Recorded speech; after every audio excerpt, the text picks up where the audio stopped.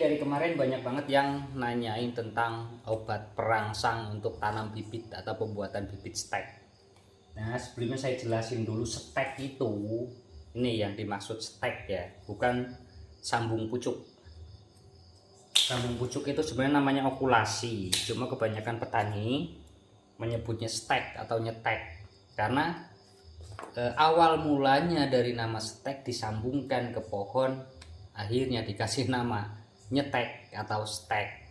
Nah itulah, kalau petani kan biasanya untuk membuat sebuah nama itu dari asal usulnya kan seperti itu. Nah, kembali ke pokok.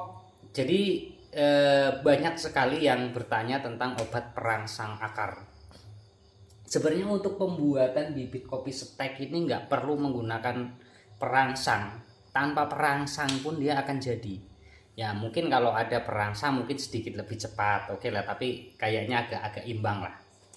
Jadi nggak terlalu jauh perbedaannya yang menggunakan perangsang dan yang tidak.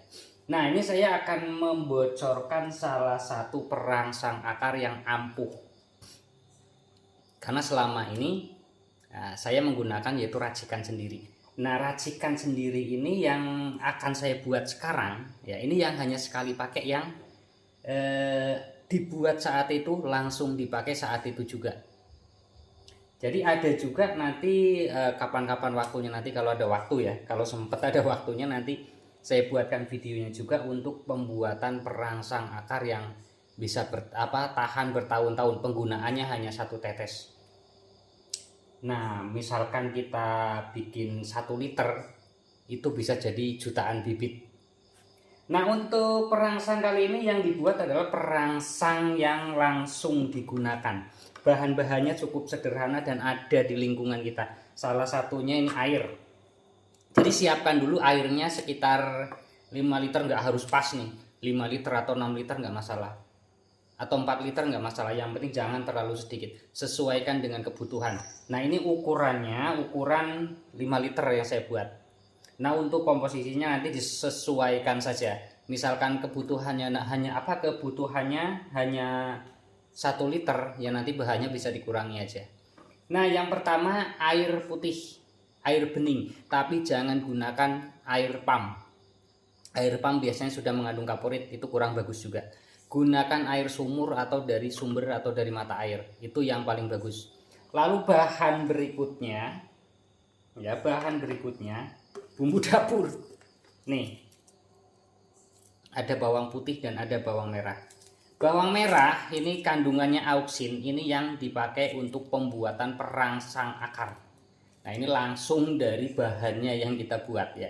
Jadi untuk perangsang akar itu yang digunakan kan auksin, sumbernya ya dari bawang merah. Nah ini langsung dari sumbernya kita buat, nggak perlu kita pakai yang beli di toko lalu kita buat lagi dicampur dengan air, nggak perlu. Jadi langsung dari sini. Cukup kalau untuk 5 liter ya, cukup 2 siung yang kira-kira segede jempol lah, kurang lebih segede jempol. Cukup 2 siung. Dibuang kulit ininya, kulit keringnya kita buang. Ya sebenarnya kalau mau di blender juga nggak masalah, kalau ada blendernya sih, sampai hancur gitu nggak masalah. Cuma masa ya cuma 2 siung mau di blender, habis dinempel di blendernya nanti ya. Jadi perhatikan nih dari awal, sampai jadi nanti. Cukup 2 siung ya, 2 siung. Lalu bawang putih kalau yang gedenya segede jempol tangan itu jangan banyak-banyak karena panas juga untuk bawang putih. Ini cukup setengah siungnya aja, kalau untuk 5 liter setengah siung. Manfaatnya apa? Kandungannya apa? Nah ini bawang putih ini sebagai anti jamur ya, sebagai anti jamur. Kadang orang membuat perangsang, yang udah tahu sih, banyak orang yang tahu tentang perangsang akar menggunakan bawang merah, bahkan ada yang langsung diolesin, itu bagus juga. Tapi tidak tahu dan jarang mencampur dengan bawang putih yang kandungannya untuk mencegah tumbuhnya jamur atau sebagai anti jamur. Ini penting. Cukup ya, setengah siung saja. Yang bahan yang ketiga, air kelapa muda. Air kelapa muda tapi jangan yang terlalu muda banget. Yang terlalu muda banget namanya beluluk. Nah, kalau air kelapa muda yang sudah agak-agak tua, sudah ada isinya itu, diambil airnya saja. Cukup 1 butir kalau kelapa yang besar. Kalau ini tadi saya beli, ini kebetulan tadi adanya kelapa puyuh, jadi saya beli 2. Kalau kelapa puyuh 2. Nah, kenapa harus dikasih air kelapa muda? Air kelapa muda ini kandungannya gibrelin. Gibrelin itu apa? Untuk mengenjot tumbuhnya tunas.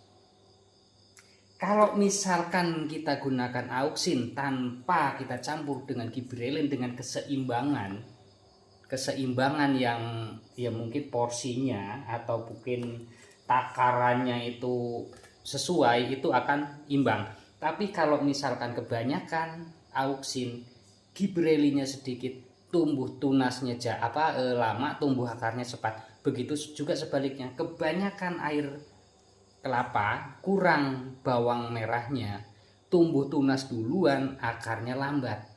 Seperti itu. Jadi kita harus imbang, harus diimbangkan. Misalkan ini 2 siung, 2 sampai 5 siung ya, 2 sampai 5 siung bawang merah, campurannya 1 butir. Lebih dari 5 siung campur pakai 2 butir air kelapa. Kalau bawang merah di bawah 10 liter cukup menggunakan 1 sampai setengah siung saja cukup. Nah, oke. Mungkin jelas ya untuk kegunaannya. Nah, kalau misalkan ya ini kalau misalkan kita hanya menggenjot akar, yang penting akar dulu tumbuh, itu bagus sih sebenarnya, akar dulu tumbuh, tunasnya belakangan. Kita jangan gunakan air kelapa, cukup kita gunakan bawang merah sama bawang putih ini aja.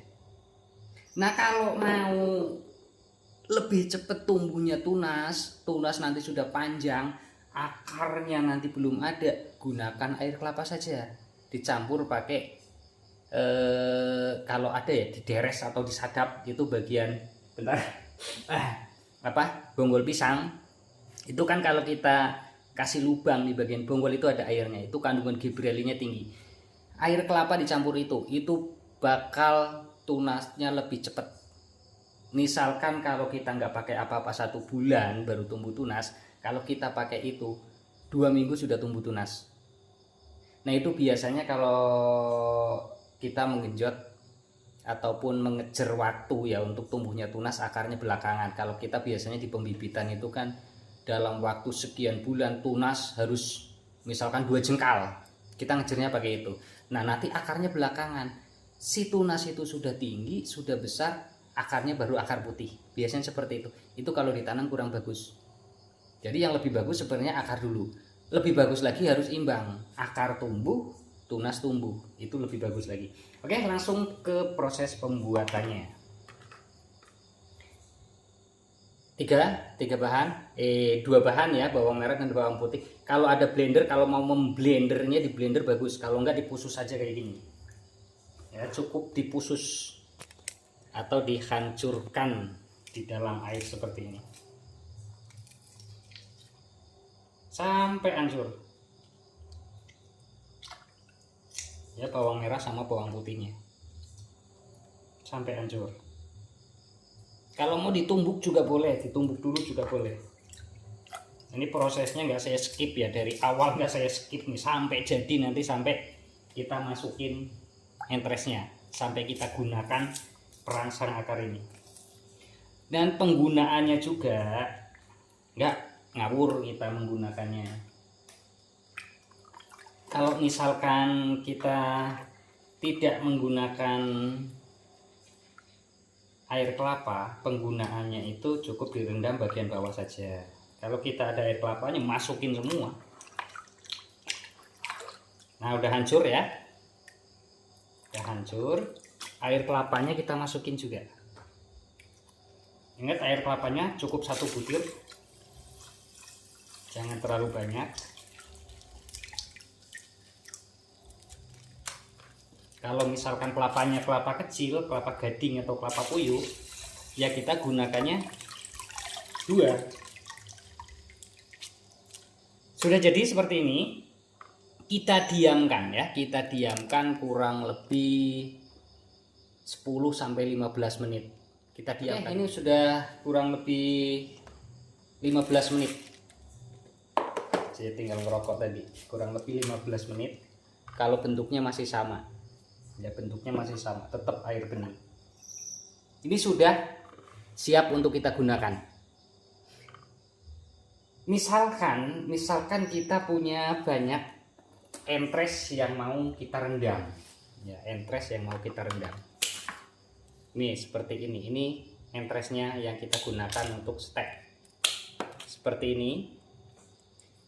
Ini harus dikurangi daun untuk mengurangi penguapan. Nah, ini nanti ada videonya tersendiri ya. Nanti saya buatkan video tersendiri dan termasuk bagaimana cara menumbuhkan akar tunjang. Karena selama ini banyak yang komen untuk pembuatan bibit seperti ini tidak kuat. Karena apa? Tidak ada akar tunjang.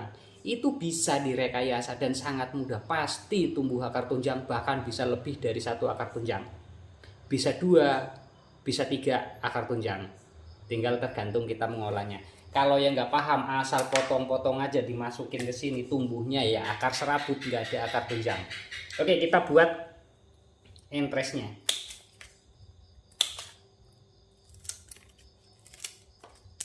Ya, ini harus dipotong-potong seperti ini. Tidak boleh terlalu banyak daun. Nanti ada penjelasan di video tersendiri. Kalau yang bagus yang seperti ini, bagian pucuk lebih cepat.